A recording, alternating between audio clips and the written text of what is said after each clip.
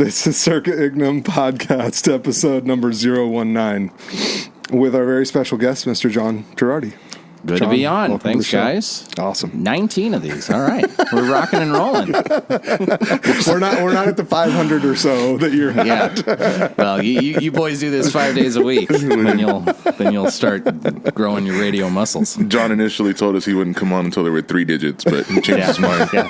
I gotta help out. I gotta help you boys out. That's why we added the 0, right? Yeah. I guess there are 3 digits. So it's an aspirational thing. Yeah, exactly. Can you make sure you say 019, please? Yeah.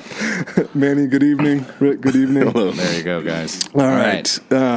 So, All right. John Girardi is the executive director of Right to Life of Central California. There you go. He was also the founding CEO and currently the director of development for the Obria Medical Clinics of Central California. There you go. He is the host of The John Girardi Show and Right to Life Radio on Power Talk 96.7 FM in Fresno. He and his wife live in Clovis with their 5 kids. There you go. Awesome. That is correct. All of those things are true. But there's one lie. 2 truths and a lie. 4 truths and a lie. He's like, figure it out. I'm no longer living with my wife. No. Or this would be when you drop like the "we're pregnant" announcement. No. Eli, can I sleep on your couch? She fired me. Yeah, that's. I told her, hey, I'm doing a podcast on a weeknight. After working really late last night, and I got to work tomorrow, and some guys want to smoke cigars. Okay, yeah, you can sleep on Eli's couch. That's great. But you got this, right, honey? Yeah. All right. Oh, and you're not getting paid for that one either? Yeah. So, discussing my spiritual journey, I'm looking into Retrovi. Sorry, that's mean.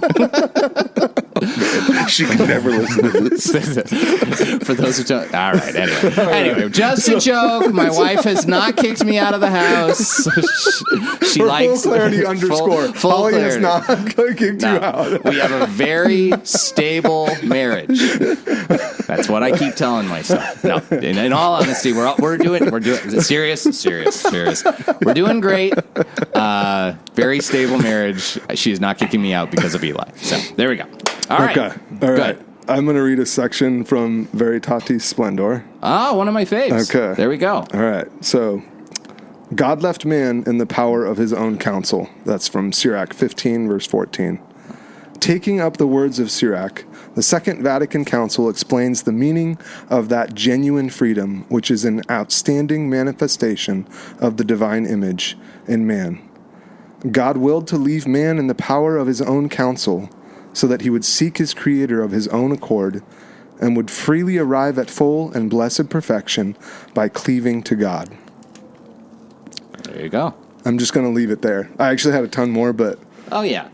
I know that we can talk, John. Well, yeah. Well, so I had mentioned Veritatis Splendor to Eli before, and I'm more and more convinced that it's maybe the most important thing of the whole JP2 pontificate, because it kind of encapsulates almost every problem with ethics and bioethics that the church has been grappling with over the last 40, 50 years, and kind of the terms of engagement with those problems, where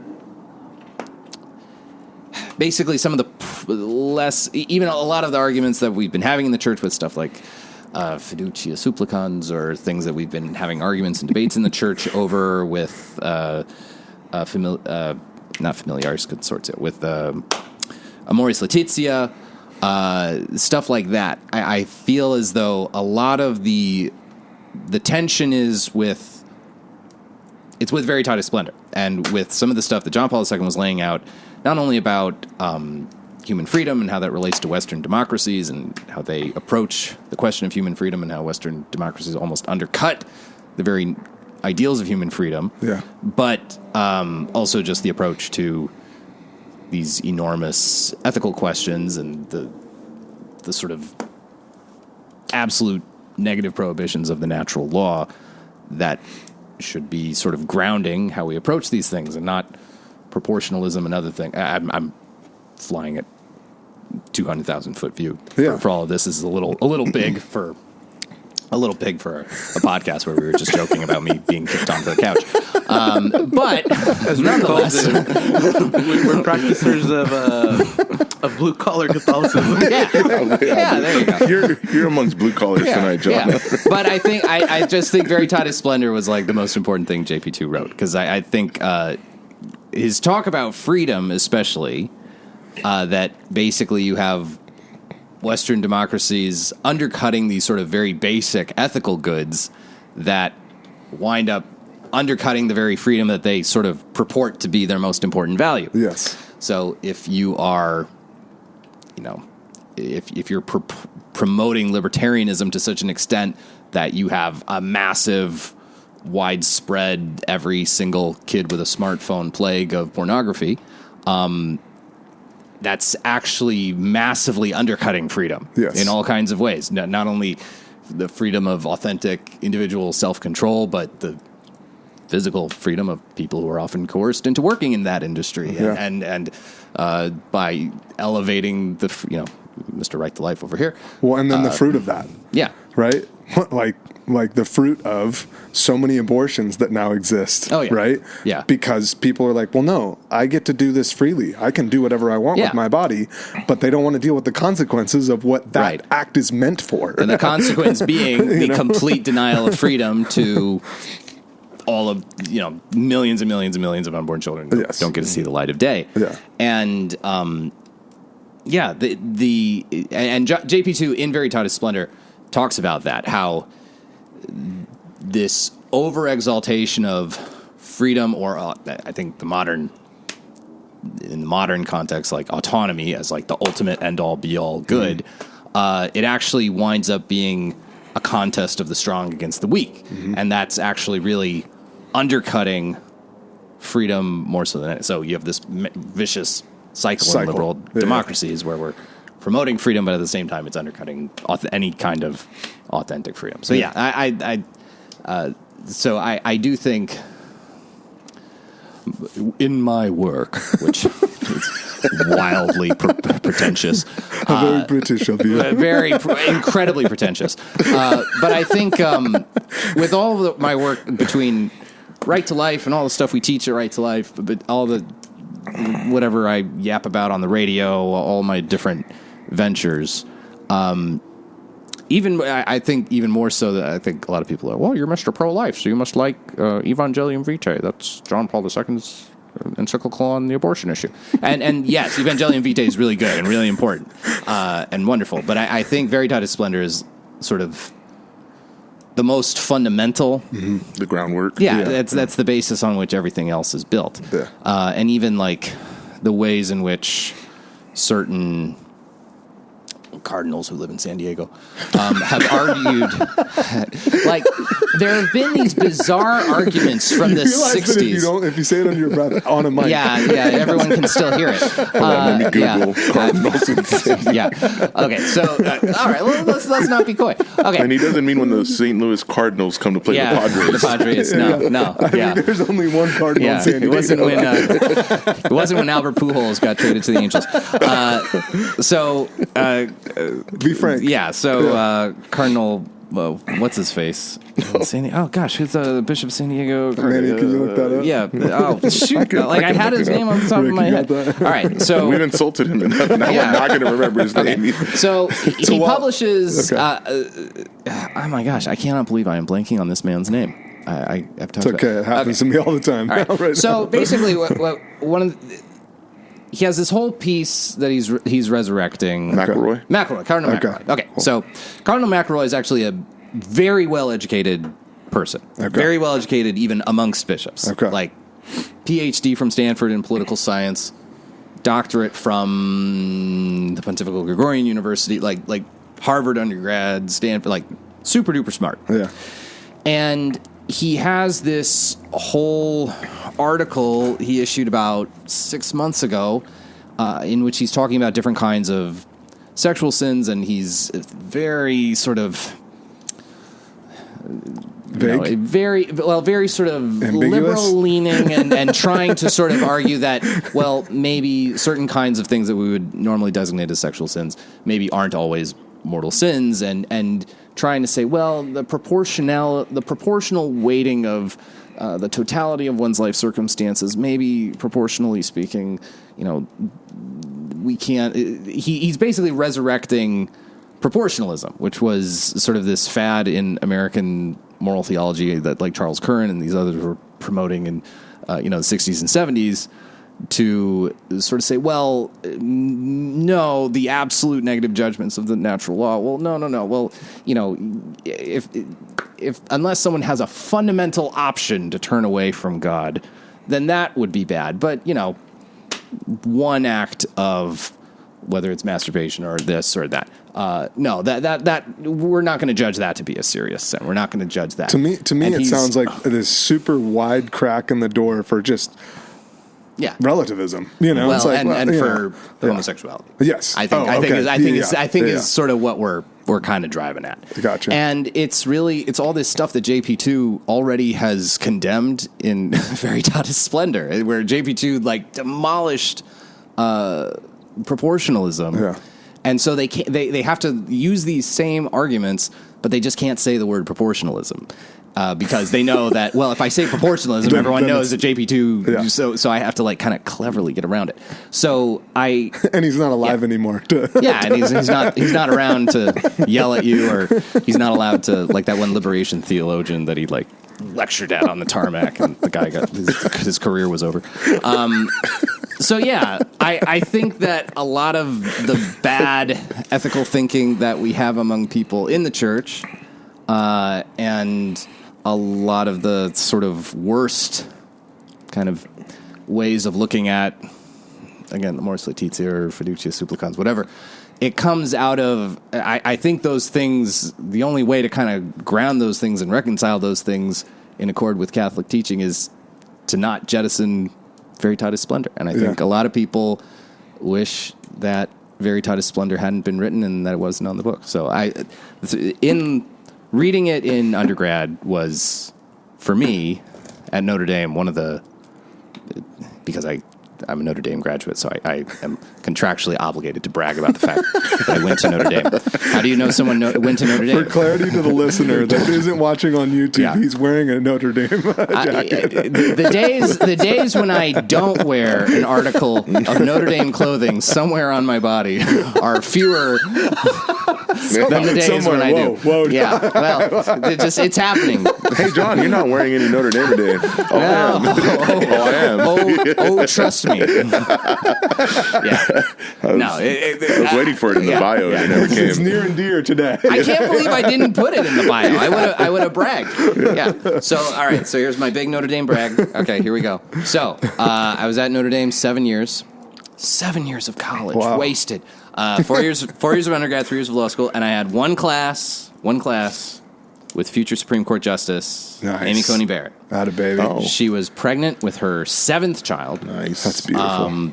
And pretty darn smart, as one would imagine for a future Supreme Court Justice. Just pretty. Pretty darn smart. Also very pretty, because all the boys at Notre Dame Law School were kind of in love with her. And so her big thing was she taught the basic evidence class. Okay.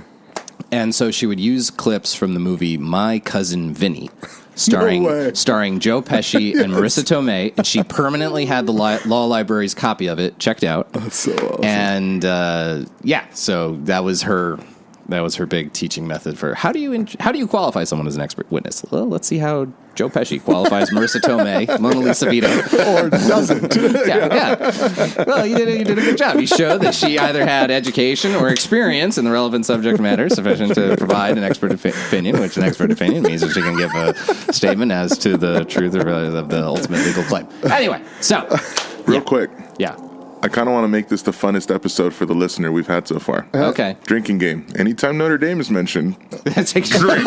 No, if this is a Catholic podcast, then we cannot morally do that, because it reminds me of the time I saw Brady Quinn lead the Irish to victory in, I believe it was 2006 against UCLA.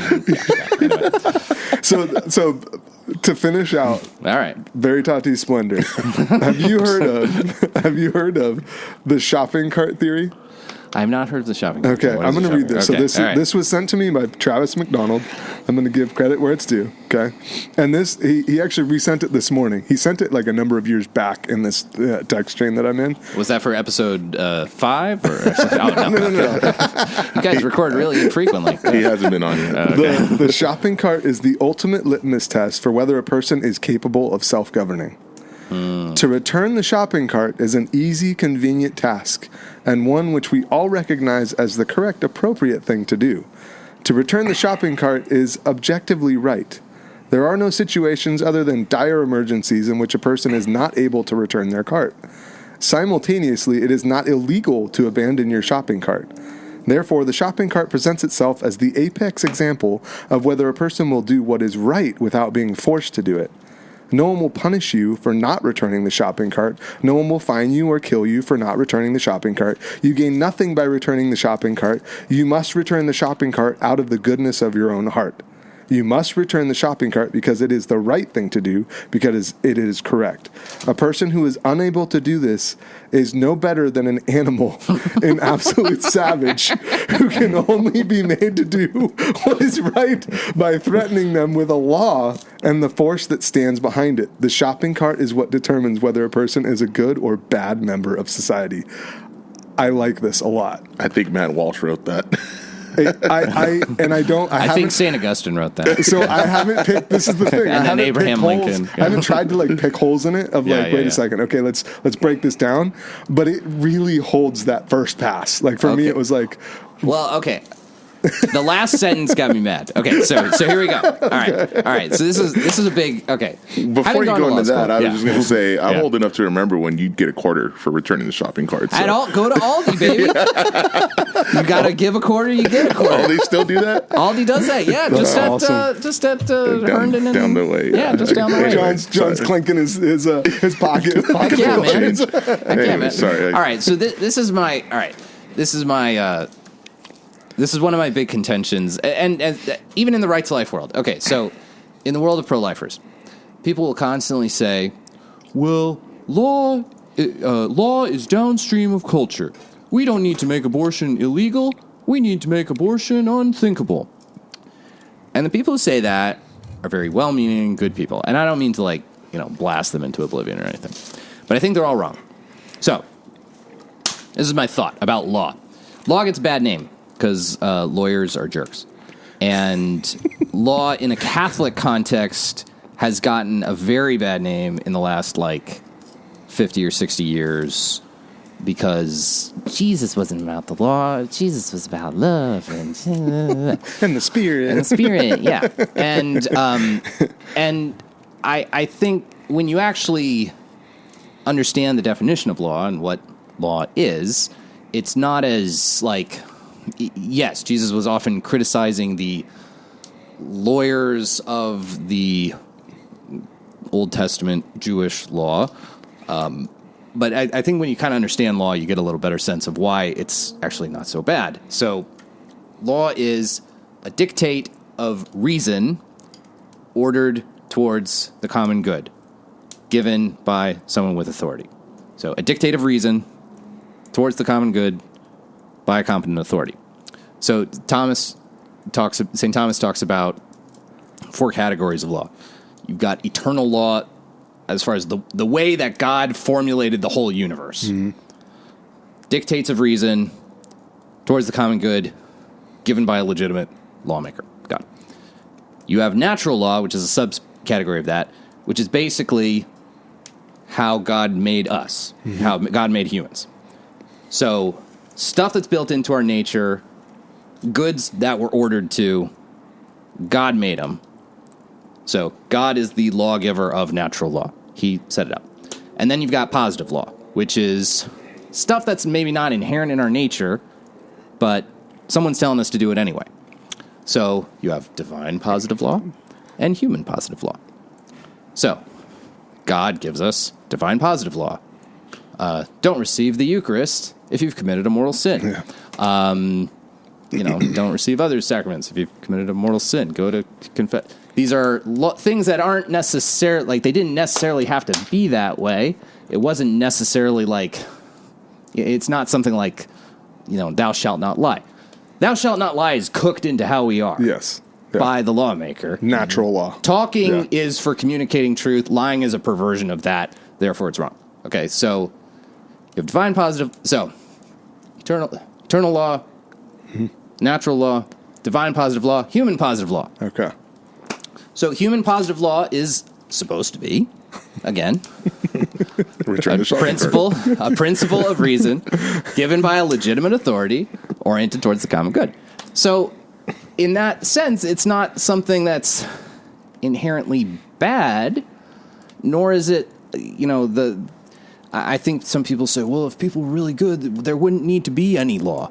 Oh, hold on there, Sparky. Mm-hmm. Like there would have to be still some law. Like the eternal law would still have to be. The natural law would still need to be followed. And maybe there's some divine positive laws.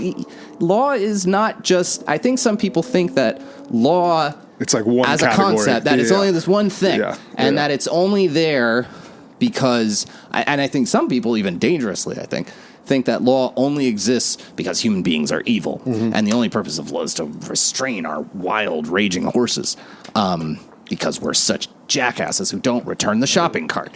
And it's kind of Protestant. It's very Protestant. It's very Protestant. Yeah. And so with all that said, rant number 2. So subset. People constantly say this thing that law is downstream of culture. You got to change the culture before you change the law. And I think that's bunk. Here's why. Law has a very powerful, in addition, because it's ordered towards the common good, and by the common good, St. Thomas is not talking about I think some people have this notion of the common good when they hear that phrase, that they think it means, well, we had a vote and 55 of us think this is the good thing to do and 45 of you think that's the right thing. So that's the common good is what 55 of you... No. The common good in Catholic thought is the good that is common to everybody. It's everyone. It's what everyone is actually authentically ordered towards. So it's not a relativist, democratic, what y'all think. The common good is what is for the benefit of everybody. So, where the heck was I going with this? So when law is put in place to help govern the people towards what is, it's governing you towards what is the good. Mm-hmm. And as a result, I actually think certainly there can be cultural changes that result in the law changing. I'm not saying it's 100% that way, but I think law very powerfully influences how people think and act. Prior to Roe v. Wade, most people in America thought abortion was pretty distasteful. Yeah. And didn't think about it, didn't like it. If you asked them, they'd probably say no. And then, 15 years after Roe v. Wade, 60, 70% of Americans thought legal abortion was totally fine. Yeah. And we were at the absolute high water mark of public support for abortion. I mean, case in point. Yeah. First wave feminism, I just learned this recently, was started by primarily Protestant women. Yeah. Who would were rolling in their graves when second, third wave feminism came along and was sure. oh no, we should have the pill and we should have condoms, and those were all developed by men, by the way. Oh, yeah. 100%. It's shocker that just kind of gets it's all for women power, and it's no. The first wave were actually fighting for legitimate. To your point, no, women should be able to vote. That's vote or do the certain principles that hold in a free society where it's yes, if they have the ability to think and critically analyze a particular character or legislative law that's going to be passed, they should have the ability to vote. Yeah. Vote on that, right? But then it moves beyond that, and they would lose their mind. It's no, that's not what we were fighting for. But anyways, continue. Well, and even I mean, all the original suffragettes were super pro-life. I think they would have been appalled at the idea of, of feminists supporting abortion. But I do genuinely think that there a lot of even conservative-leaning people, religious-leaning people, don't think about law actually is a very powerful teacher for human conduct. And if you don't believe me, look at how public acceptance of gay marriage has progressed in the last 10 years. Yeah. And Why? Well, if gay marriage is legal in California, what the heck do you think California public schools are going to do? You think they're going to not have examples in their curricula of gay couple? Well, Timmy went to his two dad. If Timmy has one dad and his dad marries another dad, how many dads does Timmy have? They're going to do that because it's legal. Yeah. What are you going to say? Yeah. Otherwise, what am I going to say? Oh, well, it's highly immoral. Yeah, but it's legal. This is a public school. It's California. So I just think law has this powerfully educative effect on people, for better, for worse, because the point of law is to guide you towards some common good, towards some sort of moral message. To veritatis splendor, to a complete autonomy, which is what God wants us to exist in, right? It's a freedom that's ordered towards the good. Mm-hmm. So to me, how would you frame it in terms of, because you talked about the Catholic sense of law as being what's for the good of all of us, right? Yeah. Not necessarily what's just in terms of a law that addresses a certain issue. I'm saying, yeah. Well, it's please, and it's not just the Catholic. It's the more broadly Aristotelian sense of law. Okay, so some people have laughed about this, that modern day American conservatism is caught in a tug of war between the Enlightenment and the Bible. So the Enlightenment, one of the main things the Enlightenment changed about politics was, they said, this Aristotle guy, got to get his ass out of here. And a lot of it was reacting to the wars of religion in Europe. Catholics and Protestants fighting each other and killing each other. And they basically said, all right, we need to get out of the idea that there is a single good for human beings that's knowable, towards which all men are ordered, and as part of that one single good, a bunch of lesser goods that we can know. So what liberal Enlightenment thinkers started to say was basically, there's no knowable moral order. There's no knowable natural law that is universally binding on everyone, and it's not the state's responsibility to order you towards it. Yeah. So everyone gets to choose the good for themselves. Everyone needs to be free to choose the good for themselves. Life, liberty, and the pursuit of happiness. Everyone choose your own goods for yourselves. The government's not going to mandate a single good for you. And so that's been the problem. One of the difficulties of American conservatism is that we're caught between these classical liberal ideals of that, John Locke and the framers were expressing, of everyone choose the good for themselves. These very libertarian ideas of everyone free to choose the good for themselves. But if you really follow that to its absolute logical conclusions, and I think the history of American American progressives has been to follow those things to their logical conclusions more and more and more and more until gay marriage. Well, even just cultural progression. Yeah. Right? Not even necessarily progressives, but just as a culture, we start out where we did, and now we're at where we're at. Right, and that's what... It was actually this guy, Joseph Bottom, who I always thought was kind of a dope, and he used to be the editor of First Things. But the one thing he said that's always stuck with me is that American conservatism... Tell us how you really feel, John. I always thought he was a dumb... His name was Joseph Bottom. What a last name. How can you respect a guy named Bottom? Anyway,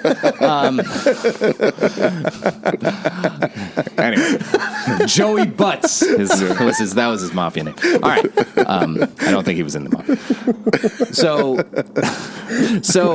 he had this line, though, that's always stuck with me that I think was really true. American conservatism is in a tug of war between the Bible and that's interesting. and the Enlightenment, and it's because American conservatives, America, freedom, capitalism, and even capitalism as an economic system is premised on this idea of every individual making their own choices for the good for themselves without necessarily having a purely laissez-faire capitalist order, which the church, and this is why the church was very heavily critical of capitalism in various respects, to have this sort of choosing the economic good, everyone making their own free economic decisions without the state coming in and interfering and messing it up, because everyone needs to be free to choose their own private goods. And that can lead to, the problem is that can lead to massive injustices, like, Oliver Twist, Dickensian characters. Like $1 billion industry. Yeah, like $1 billion industry of people murdering babies, or billions, I should say. Yeah, exactly. Multiply, and the elevation of autonomy and freedom then looks at human beings who are hindrances on autonomy and freedom as lesser thans and as people to be discarded. Because they're not allowing me to pursue the good, and that's the most important thing is life, liberty, the pursuit of happiness. Now, in America, that has always been moderated by the Bible. Yeah, because a decent number of people, at any rate, were still Christians. Not quite Thomas Jefferson, not quite Ben Franklin, guys like that. That's why they were still going to France and doing. Yeah, that's why Ben Franklin was, hey ladies, want to hang out with a bald guy with long hair on the sides of his head? And apparently the answer was yes. So, but that's the thing. We always had this moderating force of usually Protestant Christianity, but we always had this moderating force in America of Christianity to not go completely, that had some sense of what marriage was and what the values of family, but as that social order breaks down, I think a lot of American Catholics didn't have maybe the vocabulary or the way of thinking of these things to sort of respond to it. So anyway, I think a beautiful way of seeing this, and I mean not so beautiful in terms of the outcome, but like the idea of that,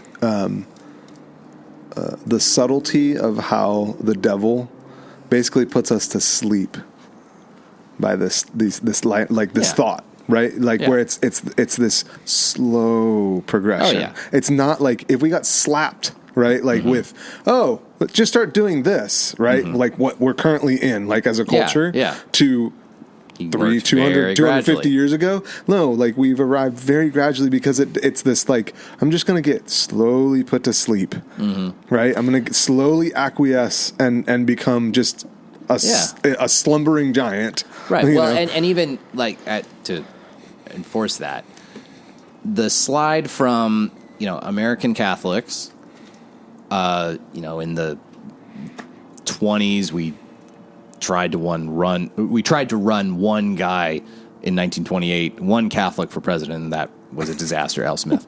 And Catholics were for decades and decades and decades, Catholics were wanting to enter the mainstream of American society. They wanted to be accepted in American society to such an extent, fun Notre Dame story, to such an extent that, so here we go. Take a shot, boys. Father Sorin, the French priest who founded Notre Dame, was very much, and he founded it in like 1868, and in the late 1800s, like all these like sobriety movements were like, the movements that would eventually lead to prohibition, and all these like teetotalers were everywhere, and he really wanted to fit in with broader American society. Interesting. So at his 50th anniversary of ordination to the priesthood, Father Sorin has a big mass at the big church in Notre Dame, invites bishops and the Gazillion priests, and for the dinner banquet they have afterwards, they serve water and nothing else. That's awesome. And there was actually this genuine tug of war at Notre Dame between the French priest. So Notre Dame was originally founded by French priests who were coming from France via Quebec, came into the north, hence Notre Dame. Yeah. But then, whom were they recruiting? Well, they were recruiting a bunch of Irish, new entrants into the Congregation of Holy. The Congregation of Holy Cross was the religious community that founded Notre Dame, and there got to be this real, like, actual, very big disagreement in the community about St. Patrick's Day. And the Irish priests were like, we want to celebrate St. Patrick's Day. And Father Sorin was like, and the French priests were like, no, it's just a day in Lent. We're not celebrating. And the Irish priests were like, we will win out by sheer demographics. And indeed, that is what happened. So, yes. Numbers. But this striving, so it raised the point that there was this striving in American Catholicism. We want to be accepted. We want to be part of American culture. We want to be successful. And then finally, we did it. John Kennedy gets elected president. But what does he do? He gives this speech where he sort of completely embraces these sort of principles of liberalism and sort of says, well, if the dictates of my religion come up against, what's best for the country, I'm going to do what's best for the country because we live in a pluralistic society. I can't impose Catholicism. And then that gets echoed. That this is one of the most importantly bad speeches in American Catholic history was 1984. The two most famous priests in America at the time were Father Richard McBrien, who's the head of theology at Notre Dame, and Father Ted Hedsberg, the president of Notre Dame, who did enormous damage to American Catholicism, I think. And they invited Mario Cuomo to come to Notre Dame, who's the governor of New York. Andrew Cuomo's dad. Andrew and Chris Cuomo's dad. I was just going to say, shocker, it runs in the family. Yeah. And Andrew Cuomo gave... But nepotism doesn't happen in America. It's all right. This is only the fifth straight election that either Joe Biden or Donald Trump have run in. That's actually true. You can look that up. Joe Biden has been running for president since before I was born. He started in 1987. Mario Cuomo gives the 1984 update of that famous Kennedy speech from 1960, more or less, and he's talking about specifically abortion. And he says, look, we live in a pluralistic American society, liberalism, where everyone chooses the good for themselves, and therefore it's inappropriate of me to impose my Catholic dogmatic views on abortion on the broader society, because basically he's accepted all these sort of ideas of liberalism that, the good is not knowable. Objectively, this lack of confidence, anyway, that the good is knowable and that the government has absolutely no role in imposing it, and that's how everyone is free. Ignoring what a complete lack of freedom he's offering, to all the babies who get killed also, and all the women who get coerced into this horrible, this horrible lack of freedom that is really what's involved with abortion. What's so fascinating, though, too, is now more recently with all of the biographies that come out, you realize that a lot of his speech is also reflective of all the fornicating he was doing. Of JFK and and it's legitimately, he's getting faced with the reality of you either need to go to confession or keep living this lie. Right? Well, because he had to get addressed with some sort of situation where it was like, hey, you decided to have sex with this woman, and now she's telling you she's going to have a baby. Well, and he's going, no, you're not going to derail what I've worked for my whole life. Or even I think with Kennedy, we don't know everything with Kennedy. I mean, we know it's pretty well documented he was going all over the place, and I mean you do that with that many women. I mean, statistically speaking, there was probably someone who was either shunted aside or aborted or something. I do think, though, there's also, just at a more fundamental level, I'm going to jettison anything particular about Catholicism for the sake of assuring these people so that I can get elected, and I think that's 100% what the current occupant of 1600 Pennsylvania Ave did at various points in his career, where and quadrupled down many times over. Even the greatest example of this was in 2019, where the Hyde Amendment is this rider that gets attached to the federal budget every year, and it cuts off direct federal funding for abortion in federal healthcare programs like Medicaid. So Medi-Cal's the California version of it. And Biden had only supported it for 2019, only for 43 years. So his entire 30-something year career in the Senate, he voted for it every year. All 8 years as vice president, he continued to support the Hyde Amendment. A lot of Democrats supported the Hyde Amendment. This was back when they thought abortion should be safe, legal, and rare. Now they don't think it should be rare. At all. No, well, they've changed the language. Now it's safe, legal, and accessible. And that's a very specific... Yeah. That rare means that maybe you don't want to publicly fund it. Accessible means if someone can't afford it, the government should pay for it, because that's how you get access. Anyway, so Biden it's 2019. Biden had maintained this position for 43 years. He gets asked about it during a campaign stop. Hey, are you gonna get rid of the Hyde Amendment? He's like, yeah, the Hyde Amendment's got to go, because he didn't really understand he couldn't remember what the Hyde Amendment was when he was asked. And it was clearly a Biden. It was right after you stumbled going up the stairs. It was clearly a Biden senior moment, which we're learning a lot about this week. So he has a senior moment. His staffers then have to scramble the next day and say, no, President Biden, he has not changed his position on the Hyde Amendment. And this caused all of the left-wing activists to go, all the abortion activists on the left just go crazy. And within basically 48 hours, Joe Biden changed this position he had held for 43 years, because he realized, I probably can't get the nomination if I don't change my position on the Hyde Amendment, because that's just... But then never followed through, right? Well, and now he officially does not support the Hyde Amendment. Okay. And he's undercut, I think it has barely been maintained on the strength of, Joe Manchin, the first 2 years, because he was the one Democrat senator who kept supporting it. So no, he officially abandoned a policy position he'd held for 43 years, and which he also said was because of his strong Catholic faith. In 1 week, in 2019, out the window, which calls to mind the great Groucho Marx quote, "Those are my principles, and if you don't like them, well, I have others." So that was basically that's Joe Biden. So anyway, not to get all political, but no. But I think it relates. I think there was this American Catholic striving for acceptance in society, and it led to an embrace of too great of an embrace of these sort of liberal ideals, these classical liberal ideals of. There's no objective. Everyone chooses the good for themselves. There's no objective moral order that should be, tempered by the natural law. So there you go. Set the stage for just shitty examples of Catholics in the public sphere for our entire lives. I mean, I'm thinking of it was Tim Kaine, right? When they asked him about abortion, he's like, "Well, personally, I'm against it, but."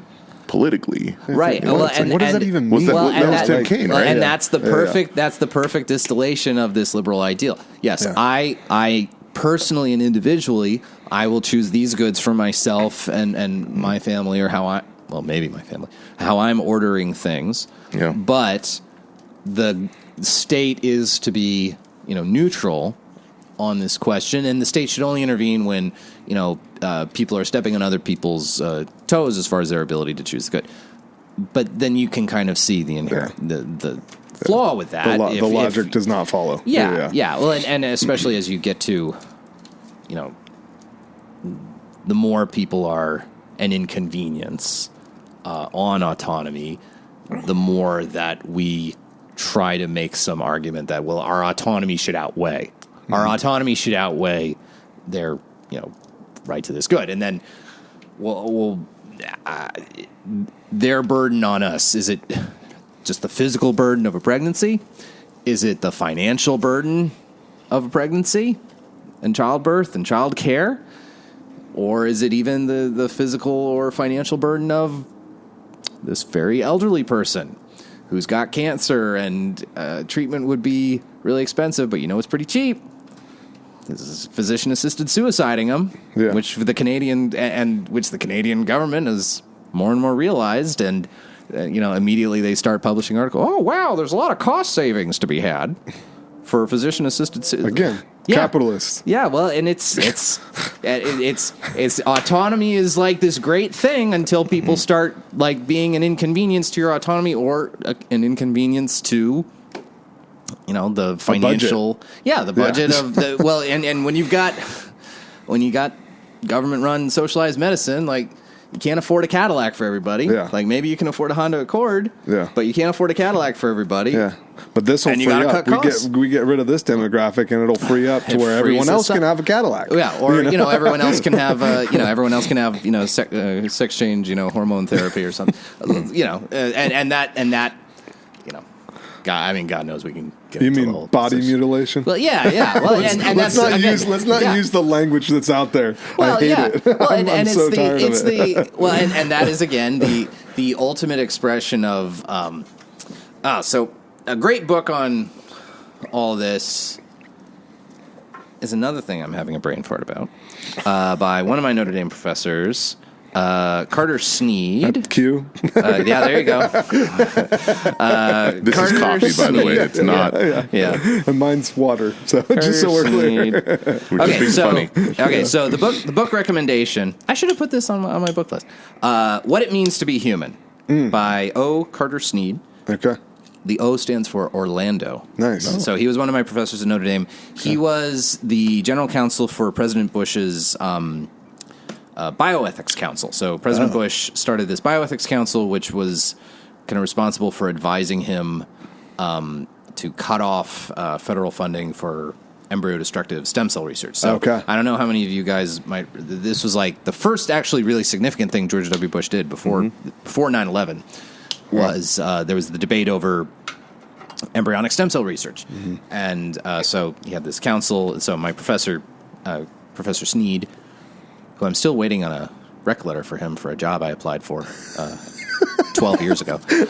So if you're listening to this, so hey, Carter, come on, baby, still waiting here. Baby.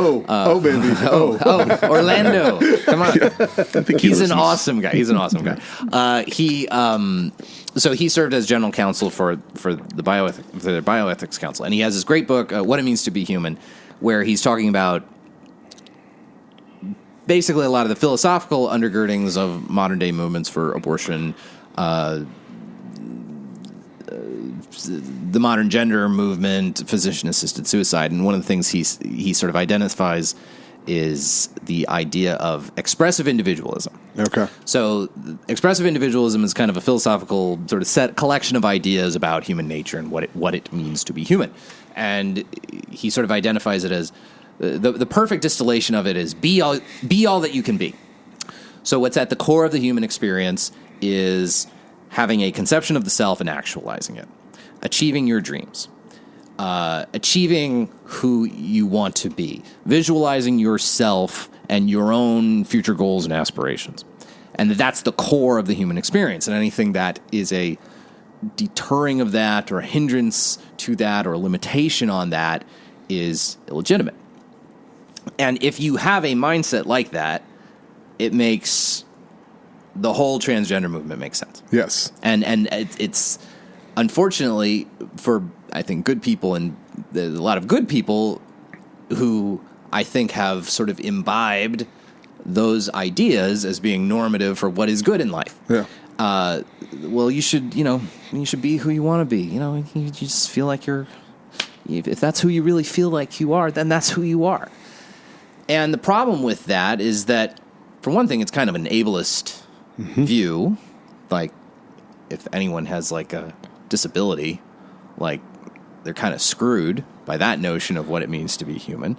So no Down syndrome people actually have an authentic human experience. A lot of people with even various kinds of physical handicaps, not just mental handicaps, but other physical handicaps.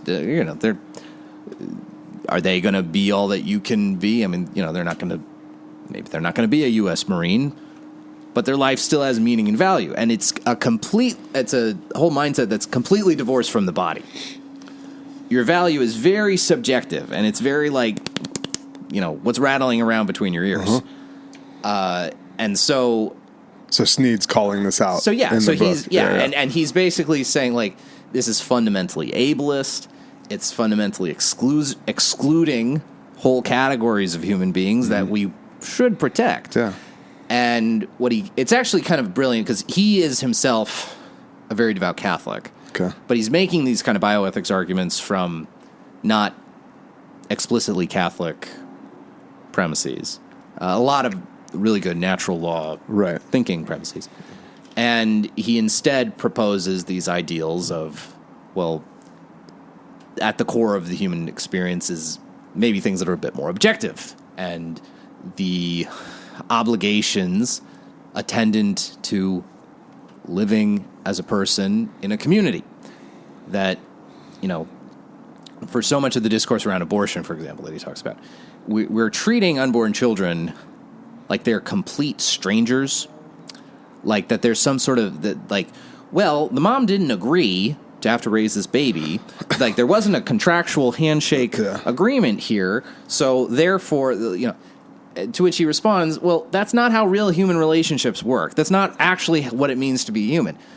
Real, authentic human relationships involve stuff like, okay, if my mom and dad get really, really sick, I'm going to have to take care of them, and I didn't agree to that, and I don't want to have to take care of them, but I have to. I have to. Yeah. And human life involves unasked for, not contractually agreed to, obligations of duty and care and love. And the cool part is that they are reciprocal. That, yes, you start your life really dependent, but then in your time of strength, you're taking care of other people. And then guess what, baby? At the end of your life, you're probably going to be really dependent again. Yep. And that's natural and good. And that is something far more fundamental to the human experience, and something that gives a far better grounding of dignity and care to a much broader swath of people, regardless of just quite how smart they are or just quite how inconvenient they are, to a much broader group. And I remember I remembered reading it like right after my dad got diagnosed with cancer, and I read it right after that, and it just hit me like a ton of bricks, which I was not thinking in a bioethics book. Would work, yeah, and because that's what it is. That's what, like, my mom doesn't want to be a full-time caretaker for a really sick nurse. guy. In-home nurse for a really, really sick guy with a couple of bags hooked up to him, and a lot of tons of meds. Have you heard of Father Augustine Wetta? Augustine, what? What a guy!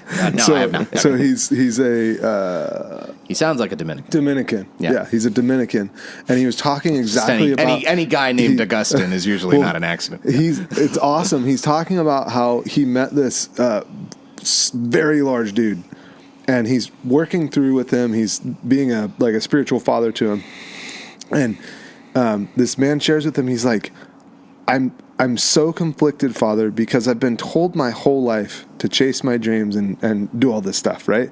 Father's like, okay, give me examples of what this looks like. And he's like, in high school, I was told because of my frame, I could make it through high school. I could get a scholarship if I played football, and I got really good at football. So he's like, I didn't take no for an answer. I showed up multiple times throughout my college career trying to just walk on all this stuff. Finally, the coach lets him play one game in his the back half of his senior year. Rudy Rudiger situation. Yes, but terrible. He's terrible, right? And then additionally, he then goes on and goes, okay, that didn't work out. I'm going to become a neurosurgeon. I have the wherewithal, gets his PhD, the whole bit, goes to surgery, ends up killing multiple people under surgery. Okay. And he's just dying in front of Father Augustine. Yeah. And Father Augustine's like, I wasn't mad at him. I had to have mercy on him because I'm thinking of all these people in his life that have not stepped forward and said, dude, that's not for you. Yeah. You need to, these are your gifts. Yeah. People had to recognize somewhere along the way that's probably not your gift. Not for you, yeah. And they should have said something then. Yeah. Right? That's the onus is on them in terms of, we live in this culture. Rather, from a Christian perspective, we all shy away from wanting to be critiqued and get criticized, right? Constructively. Yeah. But the reality is we desire it. Yeah. Really, like at our core, from a natural perspective, we do want to be better. Yeah. Well, right? Bernard of Clairvaux had a whole work on humility, and where he viewed it as it's just a greater appreciation of truth, of reality. It's a greater appreciation of you are really, really small and really weak and really dependent on God, and God is really great and really infinite. And so, but I love that framing of his, that it's just a understanding of what's actually true. That's actually what humility is.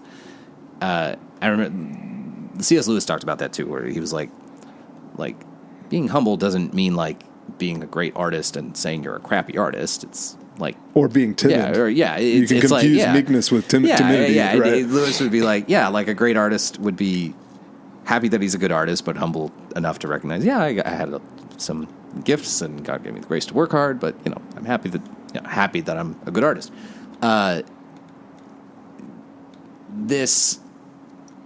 And I think when it comes to expressive individualism, like you're saying, the refusal to accept certain kind of basic facts of, like, for example, biology.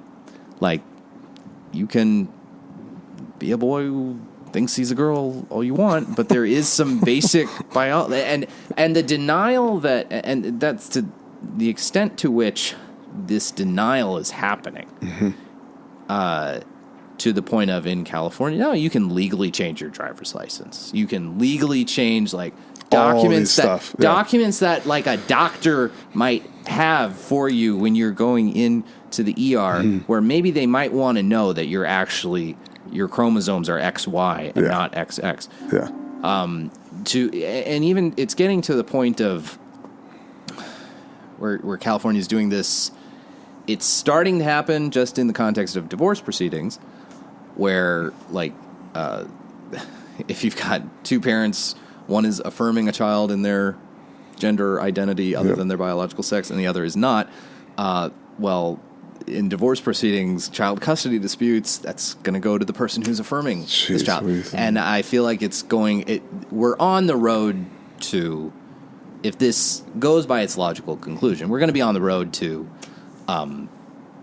if you don't affirm your kid's transgender identity, then you're the enemy. Well, that you're engaged in child abuse. Oh, and that's so the legal, again, back to like a bastardization of the legal system. Yeah. Well, and that's the that's the thing.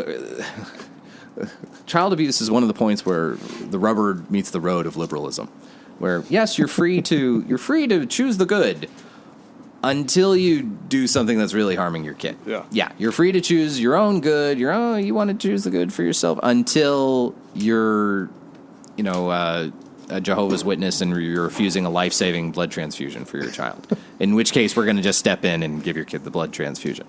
So I do think that's where these.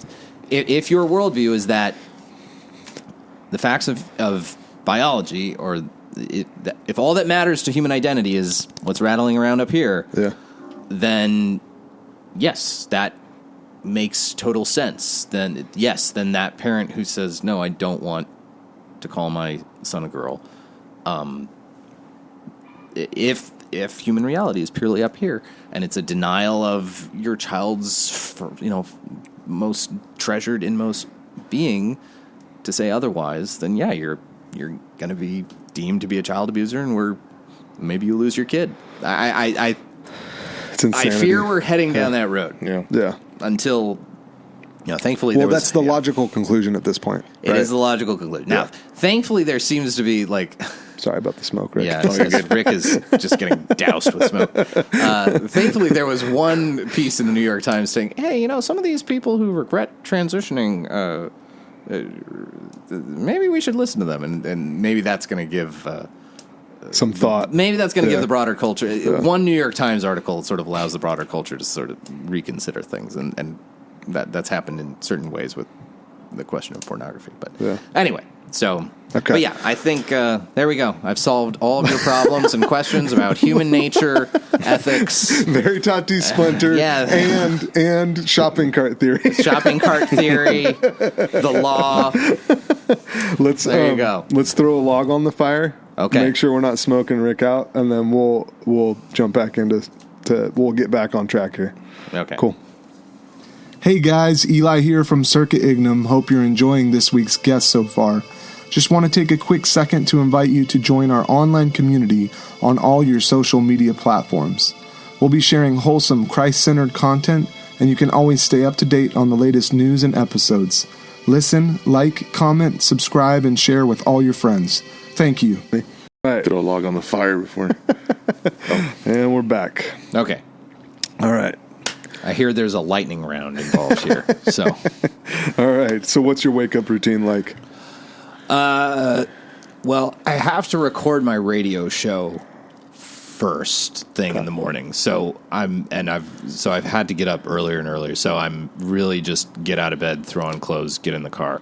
I'm trying to do rosary in the car just first thing in the morning because I feel like there's no other time of day I can do the rosary without either falling asleep or blowing it off. So that's been, I think that's going to be the Lent focus. It's the Septuagesima / Lent nice focus is doing that, and then get to the radio station and rant and rave for a solid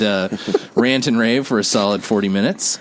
And then get to work. Do you have a podium that you can just like? I bang on. I've got like a desk in front of me, and I'm banging on it. Yeah. I'm like, like there are sound effects. Yeah, love it. Because watching you right now, like you're sitting there like banging. I'm like, dude, I need to go to the studio to watch him. If you want to, it's like a caged animal. Yeah. No, I hit this thing. I'm gonna get you some UFC gloves. Well, when I first started. Sitting there just we will never acquiesce.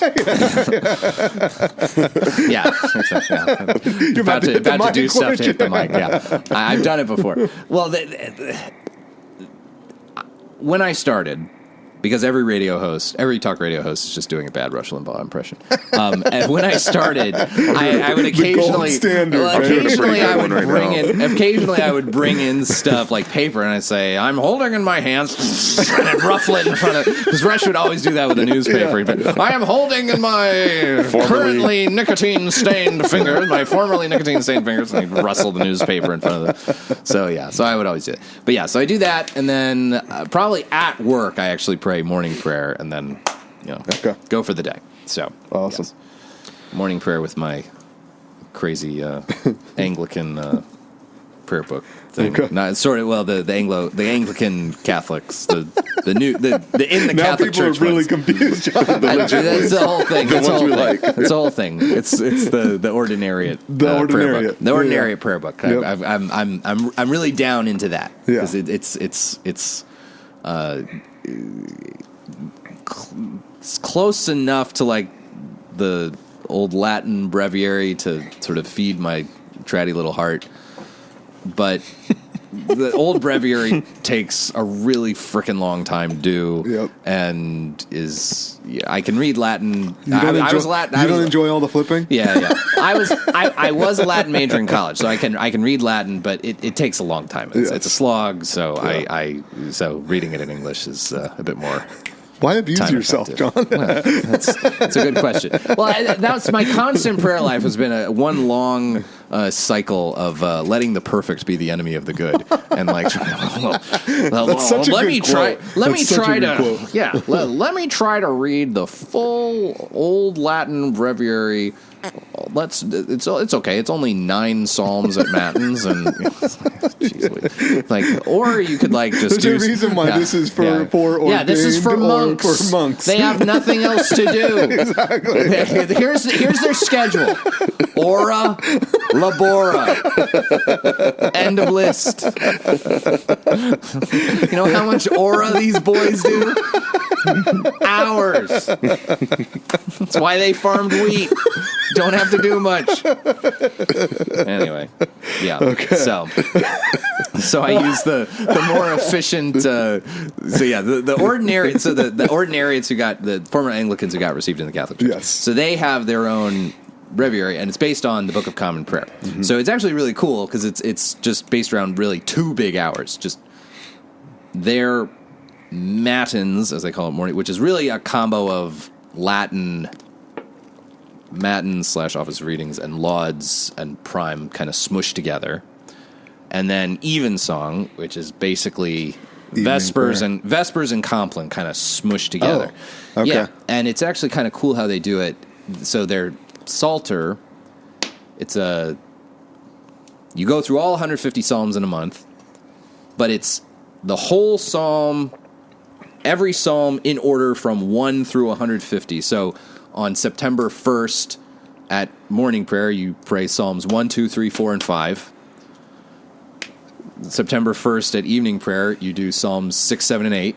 Nice. September 2nd, morning prayer, you do. And so every 30 days, every month, you start over, and in February, you get gypped out of some of the Psalms in the 140s. And then on days with 31 days. Right? And then on months with 31 days, you got to kind of repeat the 140 through 150, more or less. So so it's actually really cool, and you actually it gets rid of certain things that annoy me as a Latin literate person that are still in the modern Liturgy of the Hours. Gotcha. Where like the modern printed Liturgy of the Hours still has all the terrible translations of like the collect and stuff that we were using before 2011, which are incredibly grating for someone who knows enough Latin to know, like, that is not what it said. I don't know what the Latin is, but I know it wasn't this.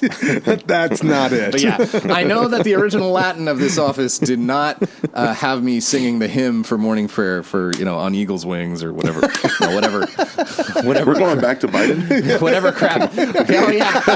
Joe Biden. Yeah, the one bit of Catholic culture that Joe Biden. So for those who are listening, at the National Prayer Breakfast, here's the second Catholic president of the United States giving a speech at the National Prayer Breakfast. And what Catholic art, literature, poetry, culture does he cite? Does he cite Dante? No. Does he cite no? On Eagle's Wings by Michael Jonkis, which was written in 1979. And he said it was based on Psalm 22, which it wasn't. Which it wasn't. No, it's kind of based on Psalm 91. I was just going to say, I just read 91 recently, and I was like, this more follows than 22. Yeah, Psalm 22 is like, my God, why have you forsaken me? This doesn't even track. It's a very important psalm, but no, not important enough for On Eagle's Wings. Yeah, so the crappiest hymn in the history of the entire Catholic Church. All right. How many times have you been pulled over or interacted with the police? I got pulled over like 2 weeks ago. And I got the first ticket of my life 3 weeks ago. Yeah. No way. Yeah, leaving the radio station. I was just still on Twitter. Yeah. You didn't pull the, do you have any idea who I am card on? Because the answer would have been no. Did you see the Notre Dame on the shirt?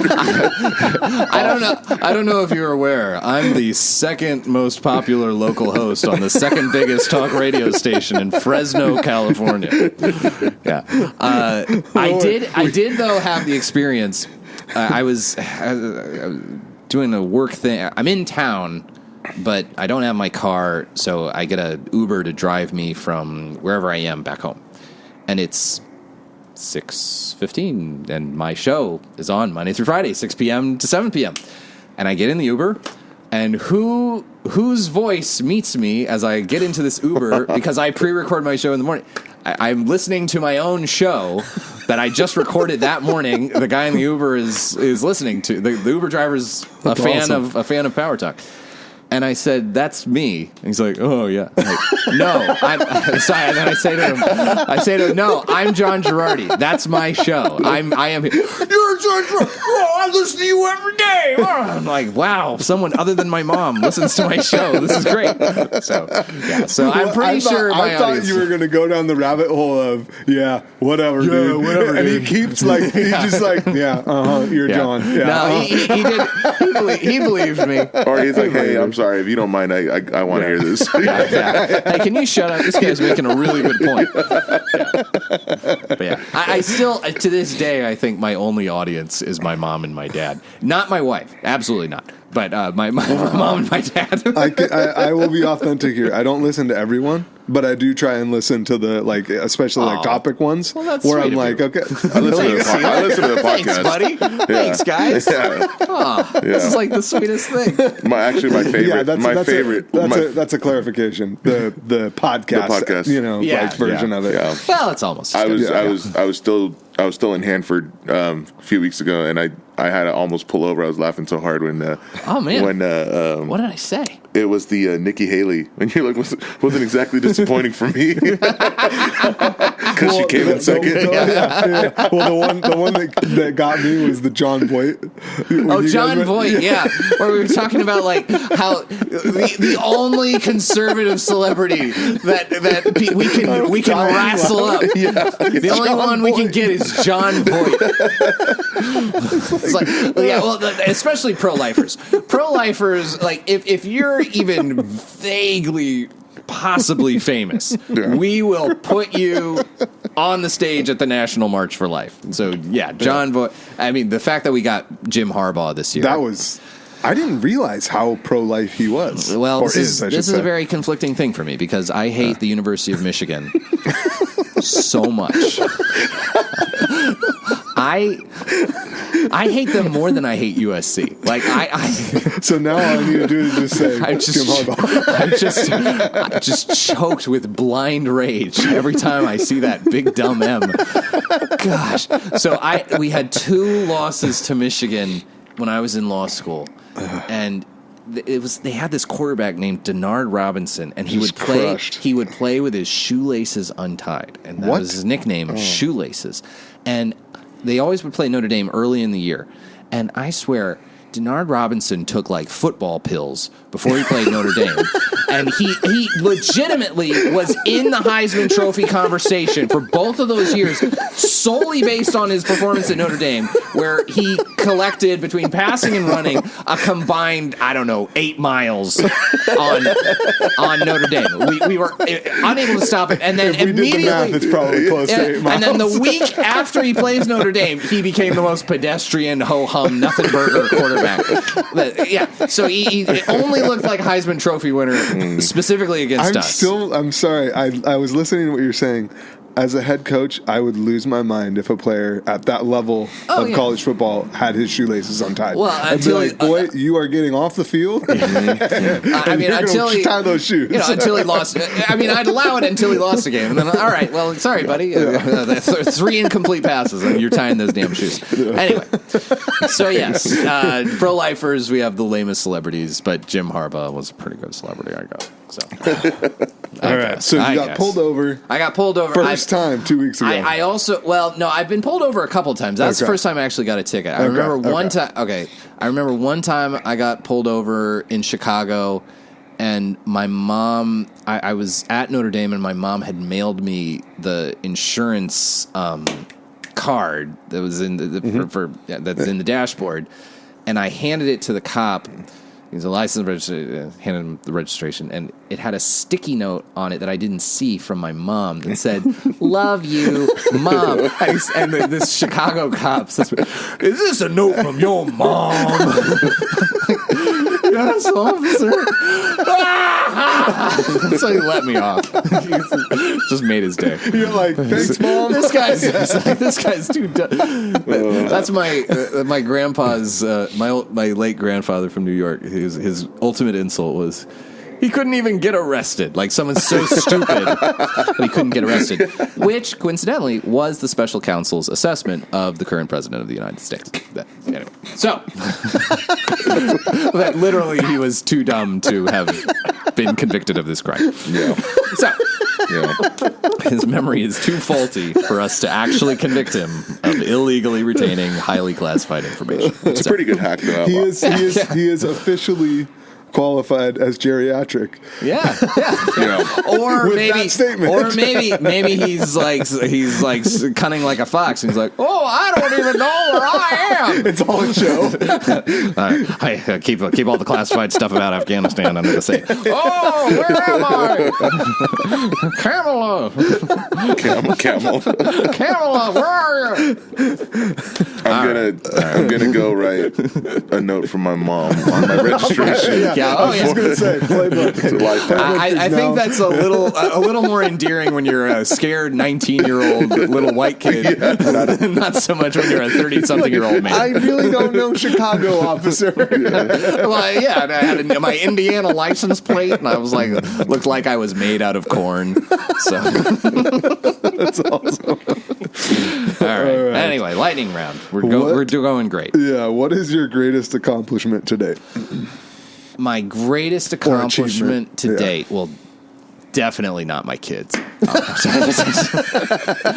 Only saying that because I'm sure every other guy's going, oh, my wife, my kids, my You nailed family. it. Yeah. All right. Yes, that's the best thing I've built. All 12 of them. Yes. And then there's like the Jim Gaffigan joke, like, well, when they have another kid, they're like, oh, congratulations. Well, I helped for 5 seconds doing the thing I think about all day, every day. Yeah. Damn. Family aside. Are we getting real right now? Family aside. Yeah. Family aside. And I'm very proud of my wonderful children. And I love my wife very dearly. I think we've got an awesome marriage. Family aside, probably opening our clinic that's legit. The number one thing. Yes. Yeah. So that was out of right to that was a fruit of 40 Days for Life. So it was during a 40 Days for Life campaign, and we're out there praying, and we had rented. Well, no, we had not. Where our 40 Days for Life campaign was set up. So for those who don't know, 40 Days for Life is the national campaign where people pray outside of abortion clinics for 40 days. Hence the clever name. So it's 40 Days for Life in, I think it's in the autumn of 2017. And where we would set up, we're next to the Planned Parenthood clinic that's on Fulton Street, and we would set up next door, kind of on the sidewalk in front of this print shop.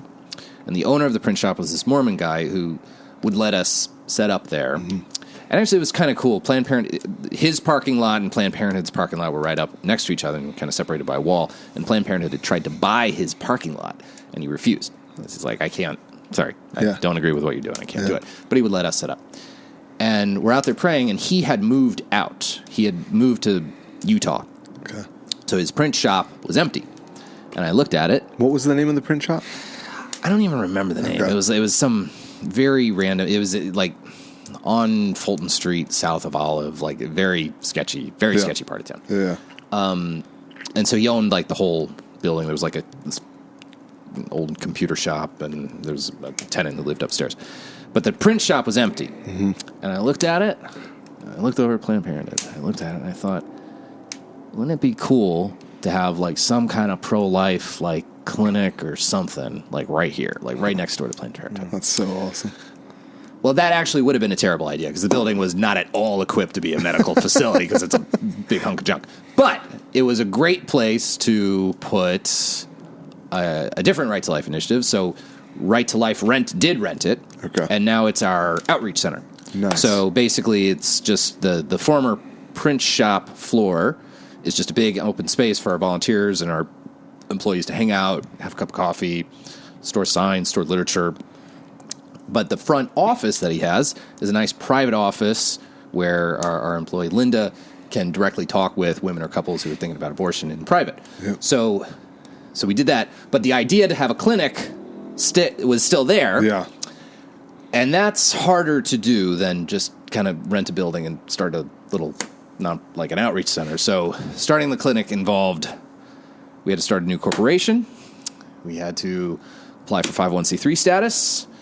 We had to find other people who were doing pro-life clinics of this sort, and we found this group called Obria that has a chain of these kinds of clinics that it's a little more than most like crisis pregnancy centers, whatever. Some of them are actually licensed clinics, but the only like medical services they do are like ultrasounds and pregnancy tests. Gotcha. So Obria is a little bit more. They're like full on OBGYN clinics, and you can actually like go there for the course of your pregnancy and have your baby be delivered through it. Yeah. So it has more of a medical focus and less of like I think a lot of like Pregnancy Care Center in Fresno. They're wonderful people. They do a lot of wonderful stuff. They have a lot of like parenting classes and material support and all kinds of stuff like that.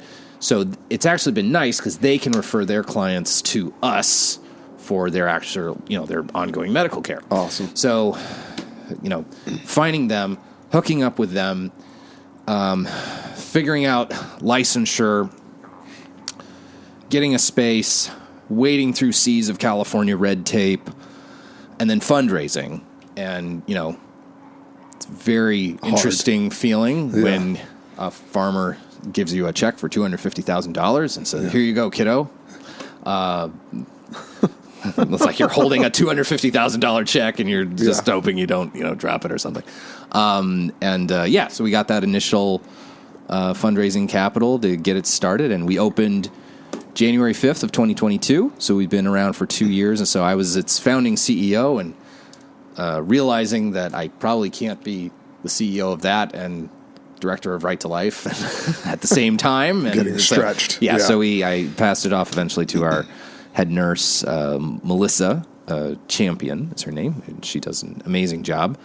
And so she's now the executive director, and I'm just in charge of fundraising. But starting Obria was probably the most difficult thing I've ever done, but the thing I'm kind of proudest of, because now it's like it's a fully functioning OBGYN clinic. It's serving all these people who don't otherwise have access to prenatal care. We're sending people who've considered abortion over there. Like, we've had, I think we're getting close to like 200 babies have been born through the clinic. Like, it's this perfect, place where I was literally, before I got here, I was on the phone with someone from up north in the mountains who was interacting with pregnant 14-year-old.